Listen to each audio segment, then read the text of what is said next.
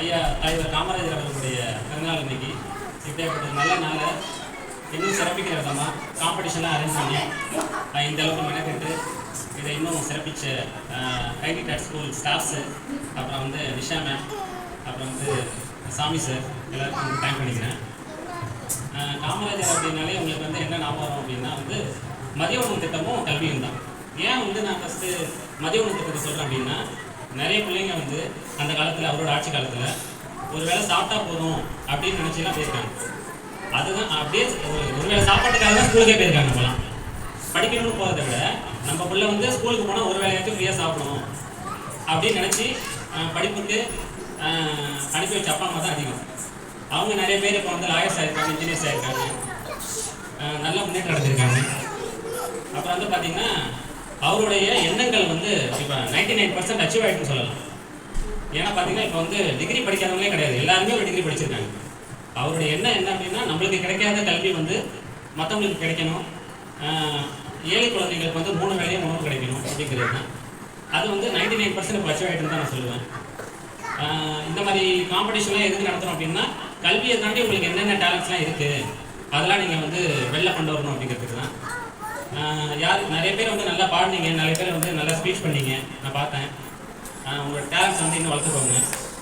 அவரை மாதிரியே எளிமையாக இருங்க. எவ்வளோ உச்சத்துக்கு போனாலும் எளிமையாக இருங்க. எளிமையை வந்து உங்களை காப்பாற்றணும். நல்ல வழியில் நடங்க. அப்புறம் வந்து உங்களுக்கு சொல்லிக் கொடுத்த ஸ்டாஃப்ஸ் தான் மறந்துடாதீங்க. ஏன்னா வந்து அடித்தளம் இங்கேருந்து தான் நீங்கள் கற்றுக்க போகிறீங்க. உங்கள் பிஹேவியராக இருக்கட்டும், உங்களுடைய கல்வியாக இருக்கட்டும், நீங்கள் இங்கே வந்து உங்களோட அடித்தளமே இந்த ஸ்கூலில் தான். இதுக்கப்புறம் நீங்கள் ஹையர் ஸ்டடீஸ் போகலாம், பெரிய பெரிய காலேஜெலாம் போகலாம். ஆனால் உங்களுக்கு வந்து ஆரம்பிச்சது எங்கன்னா இங்கே இருந்தால், அதனால வந்து ஆரம்பித்த இடத்த எப்போ மறக்காதீங்க. அதுக்கு வந்து பெஸ்ட் எக்ஸாம்பிளாக வந்து காமராஜரை சொல்லலாம். அவருடைய எளிமையை மறக்காமல் கடைசி வரையும் அதே நெறியில் அவர் ஃபாலோ பண்ணார். சிஎம் இருந்தார். சிஎம் இருந்தோம் என்ன பண்ணார் யார் சிஎம் இருந்து என்ன பண்ணார்? நல்ல வழியில் நடந்தார், நேர்மையாக இருந்தார். அவரை மாதிரி ஒரு சிஎம் வந்து நம்மளுக்கு கிடைக்கல. அது வந்து நம்மளுடைய துரதிர்ஷ்டம். அதுக்கு வந்து ஒரு நல்ல எக்ஸாம்பிள் வந்து நான் யாரை சொல்லுவேன்னா, நிஷா மேம் சொல்லுவேன். அப்புறம் வந்து வெங்கட்ராமன் சார் சொல்லுவேன். ஏன்னா வந்து 2 பேருமே வந்த வழியை மறக்கவே இல்லை.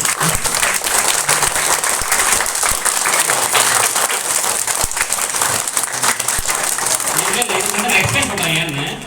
நிஷா மேம் பார்த்தீங்க அப்படின்னா, அவங்க வந்து இந்த ஸ்கூலை வந்து மறக்கவே இல்லை. இதோட நல்ல நல்ல ஆஃபர்லாம் வந்தோம், இந்த ஸ்கூலில் தான் இருப்பேன் அப்படின்ட்டு அவங்க வந்த வழியை மறக்காமல் இங்கேயே ஃபாலோ பண்ணிட்டு இருக்காங்க. சாமி சாரை பார்த்தீங்க அப்படின்னா, அவருக்கு வந்து யார் குருவாக இருந்தாங்களோ அந்த புக்கை வந்து ஒவ்வொருத்தவங்களையும் காமிச்சிட்டு இருப்பாரு. நான் இங்கே இருந்தால் வந்தேன், இதுதான் எனக்கு எல்லாமே காரணம் அப்படின்னு என்ன பண்ணுவாருன்னா, அந்த புக்கை வந்து தொட்டு தொட்டு கும்பிடுவார். இது வந்து ஒரு நல்ல பிஹேவியர். நம்ம எங்கேருந்து ஆரம்பிக்கிறோங்கிறத வந்து எப்போ மறக்கக்கூடாது.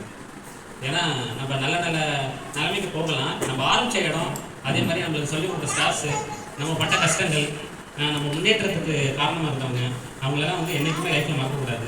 அது ஒரு நல்ல பிஹேவியர். அதை நம்ம காமராஜர்லேருந்து கற்றுக்கணும். காமராஜர்னாலே கல்வி கண் திறந்த காமராஜர்னு சொல்லுவாங்க.